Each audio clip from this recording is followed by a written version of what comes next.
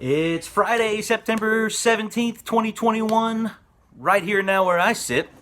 And tomorrow, Alabama has got to go to Ben Hill Griffin Stadium in Gainesville, Florida, to take on those nasty Gators and their head man, Dan Mullen. 2:30 game, CBS. Gary Danielson's going to be back in the booth. I'm really pumped about that. Florida and Alabama are not in the same division. They split divisions in 92. Split the conference up into divisions in 92. But even before that, even when the league was just one big division, Florida and Alabama, it doesn't seem like they played very often. It's just not, it wasn't a very storied rivalry until Gene Stallings and Steve Spurrier became the respective head coaches of these two universities back in the early 90s. And when they divided them up, and they were the first, I think the first five SEC championships were, no, the first four SEC championships were Alabama versus Florida back in the early 90s. And so that really was the beginning of what you could call a rivalry. And I mean, it's still not considered a traditional SEC rivalry, but I think in the minds of a lot of folks it is, just because of the stakes that are played for every time these two teams seem to get together. Not every time, but for the last, since 92, since they split the conference up, just about every third game these two get together for seems like it's going to be for the conference or in the conference championship. Highlights of Alabama going down to Gainesville, like I said, since they're not in the same division, I don't have very many memories of Alabama playing in Gainesville. I've got one really that stands out above all the rest, and that was in '99 when Sean Alexander and that team that had just lost to Louisiana Tech, which I witnessed in person in Birmingham a couple of weeks before that game. So, everybody had written that team off completely, and that was a still Spurrier led Florida team that was just rolling along, and they were third in the country, I believe, and had some ridiculous 30-something game home winning streak in the Swamp. And Alabama went in dead in the water and managed to take it to overtime. And because of weird, wacky kicking, imagine that in an Alabama game, they managed to come out of that with a victory over a top 3 school. First time Bama had beaten a top 5 school since Gene Stallings left. And that went on to that led them to a repeat against a rematch against Florida in the SEC championship game in Atlanta, and they won that. And that's another one of these situations of where bad coach steps into a hallowed blue blood program and manages to get a championship out of the thing.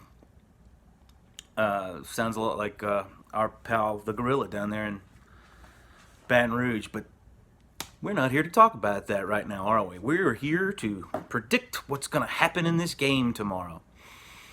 Back to the history, though. In '91, Gene Stallings took Alabama to the Swamp and got boat raced by a Steve Spurrier team, and that led to a 27, I believe, game win streak for Alabama, including that '92 national championship under Gene Stallings. So that was a pretty significant moment for Alabama in the Swamp. But tomorrow, another chapter will be written, and I am worried about this game, and I think this is definitely one of the best chances for Alabama to lose in the regular season, mainly because of Dan Mullen. Dan Mullen, he's going to be outmanned tomorrow, but not nearly as much as he was outmanned all those years he was at Mississippi State. And Alabama always beat Mississippi State under Saban, except of course for the first year. And I don't think that was Mullen. I think that might have been Sylvester Croom, that back in 2007 that won that ball game.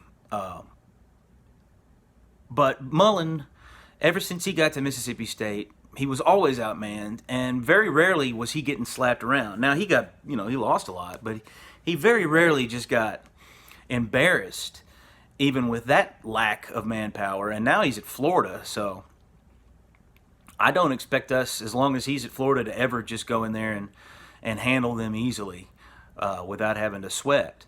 And so let's just go into it. What I think is going to happen is I think Alabama's going to go into that ball game like they always do, and Florida's going to be extra pumped. I mean, the swamp that's going to be one loud swamp. That's going to be as exuberant and as raucous of Ben Hill Griffin as we've seen in a long time.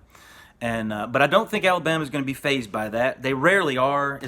Usually when Alabama goes into a hostile environment against a team that thinks they've got a chance against Alabama, that's when you see the best Alabama that there is.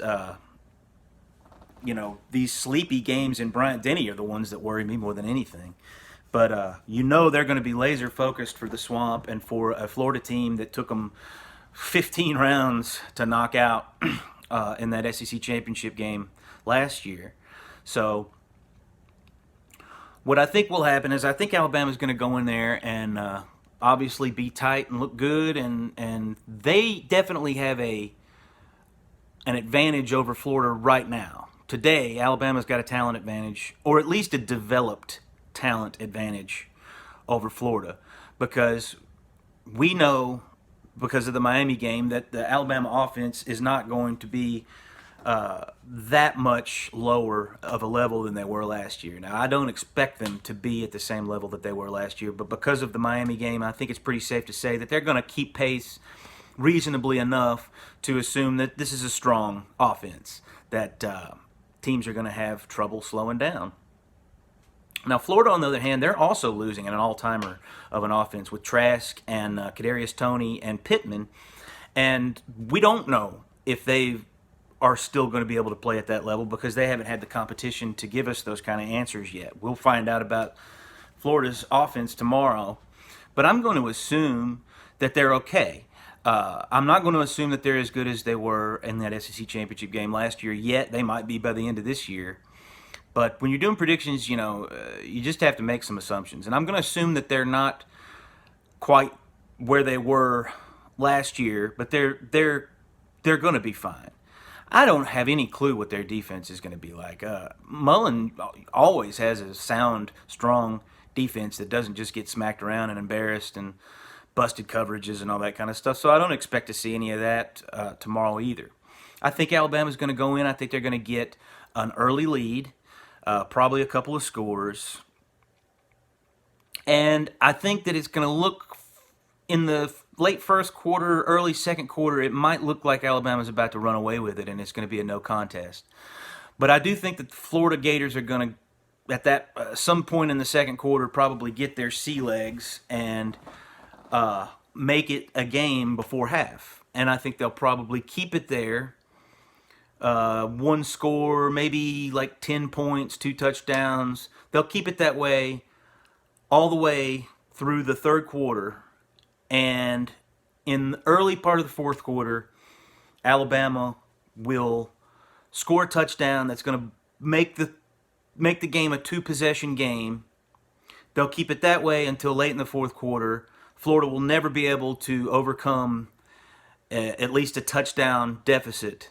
And then late in the fourth quarter, Alabama will put the hammer down and make a decisive game-winning, or a game-ending, or a chance-ending touchdown for Florida. We'll put it that way. It'll be the nail in the coffin. And I think that the final score is going to be 41-24 Alabama. Now, the game's probably not going to turn out anything like that, but predictions are fun, and so that's what we're here to do. And I'm going to make a couple of more. As far as the nation goes, I'm going to make one upset alert, and that's going to be that Nebraska-Oklahoma game, the old Big 8 conference renewal rivalry, which is kind of exciting. I don't even remember the Big 8. That's a little bit before my time. But I remember the Big 12, and I remember hearing about those old Big 8 contests. I believe Arkansas was in that conference as well. But this Nebraska-Oklahoma game is an old school, big time rivalry, and I think the 1971 version of this game, a lot of old timers say that's the best college football game that's ever been played. So I'm excited about this. I know, and I like the dynamic of it because Oklahoma is, Oklahoma, and Nebraska is just this fledgling. I mean, they're even worse than Tennessee. At least Tennessee looks like they've kind of got the boat from rocking out of control right now. I mean, it's still not fast, and it's still not going to get you from island to island quickly. But at least it's not. It doesn't seem like it's sinking right now. It seems like there's at least Hoople or Heupel is, he's bucketing out that water as quick as he can right now, and it's just at least not sinking so that everyone can see it at the moment. But Nebraska is. That ship is sinking. And that's why I like them against Oklahoma, because Oklahoma is bewildered. The only thing we know about Oklahoma to this point is that they struggled way too much with Tulane. And so 11 a.m., watch out for these morning games. An 11 a.m. game, and Oklahoma, even though they've been getting some flack so far this year, they're still going to be very confident going into this game. And Nebraska, those kids. Those kids have heard ever since they lost that opening game in week 0. They've heard nothing but that this program is dead, never coming back, never going to be a championship contender for anything, conferences or whatever. And that may be true, but it's still got a whole bunch of football players ticked off going into a game where maybe they'll catch the other team a little bit overconfident and a little bit sleepy going into that game. So just watch out for that Nebraska-Oklahoma game. Wouldn't be surprised to see a big upset come out of that one. Now, as far as the conference goes, we got it's only week 3, so this Alabama-Florida game is a real treat this early in the season. And another treat we have this weekend is Auburn going to Happy Valley to play Penn State. And Penn State, I know they got a big win against Wisconsin, but that was another one of those cases where it looked like Georgia-Clemson. It looked like a Big Ten game from the 1985. And if it was 1985, then I would say Penn State probably is a national title contender because of the way their defense played. But I don't buy that, and I think that Auburn's going to come in there with Bo Nix, who is an underrated quarterback. I think that the worst thing for Bo Nix was having Gus Malzahn as a coach, because Gus Malzahn has a very, very specific offense that needs to be run in a very, very specific way, and that way was not a part of Bo's skill set, in my opinion. But now he's got a coach that may be a little bit more flexible and maybe has an offense, and it certainly looks this way so far in the season, has an offense that Bo Nix is going to thrive in a little bit more. So I expect Auburn to go up there, throw some points on the board against Penn State, and, it's just got classic written all over it. Number 22 Auburn versus number 10 Penn State in Happy Valley. I'm going to go ahead and say 28-27 in an instant classic, Auburn over the Nittany Lions in that game. There's one more game in the conference that's a conference game, and that's South Carolina going to Georgia. Man, I want so badly to call an upset on this, but I don't see it happening. I see Georgia coming out there crisp enough. I don't think they're going to be quite as all systems go as they were against UAB offensively, but I think that South Carolina is probably weak enough that they're going to be able to hold them to little or no points. So I'm thinking 36-3 Georgia in that ball game. And the last thing I'm going to mention is, of course, the Corn Dogs down there in Baton Rouge are playing Central Michigan. And at this point, I think the game is not going to be, can Orgeron hold on to his job? The game is going to be how big and how embarrassing is the collapse going to be. And, I'm pulling for the most embarrassing collapse that can be possible for any program. I mean, it couldn't happen to a better team than the Corn Dogs down there and the Big Dumb Gorilla. But, part of me should probably want him to succeed just enough to get an extension because, they might mess around and hire a good coach. They hired Saban all those years ago, so, but it's also going to be fun watching them just get destroyed week in and week out. So, keep an eye out on that Central Michigan LSU game. And that's all I got as far as predictions, and we'll see how they work out tomorrow. And we'll get back to you next week, football fans.